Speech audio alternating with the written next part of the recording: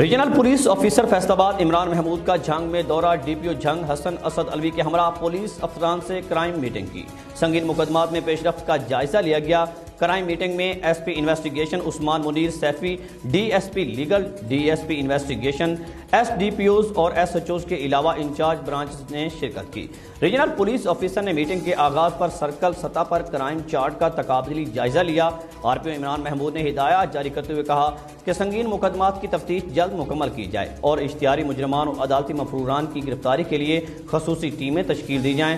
تفتیشی افسران جدید دور کے تقاضوں کے مطابق دستیاب ٹیکنالوجی کو بروئے کار لائیں۔ سنگین مقدمات میں پارسل آف فرانزک لیبارٹری کو بروقت بھجوائے جائیں۔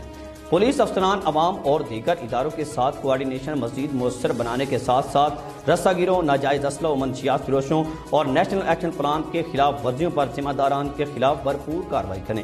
آر پی او نے واضح کیا کہ جرائم کے خاتمے اور شہریوں کا اعتماد حاصل کرنے کے لیے کمیونٹی پولیسنگ کو فروغ دیں اور شہریوں کے ساتھ اچھا رویہ اپنائیں۔ میٹنگ کے اختتام پر تقریب تقسیم انعامات کا انعقاد کیا گیا، جس میں اچھی کارکردگی کا مظاہرہ کرنے پر آر پی او فیصلاباد نے D S P legal Mazhar Farrukh Sidhana, S H O Garh Maharaja, S H O Shorkot city inspector Muhammad Tahir, sub inspector Faisal Razzaq Kanu, S H O 18 Hazari Ghulam Mohi Uddin, S H O Kotwali Shaqib Raza, incharge C R O branch Akhlaq Ahmad, incharge anti car lifting staff Malik Aman Ullah Qamar سمیت 19 police افسران میں نقد انعام و تعریفی certificate تقسیم کیے۔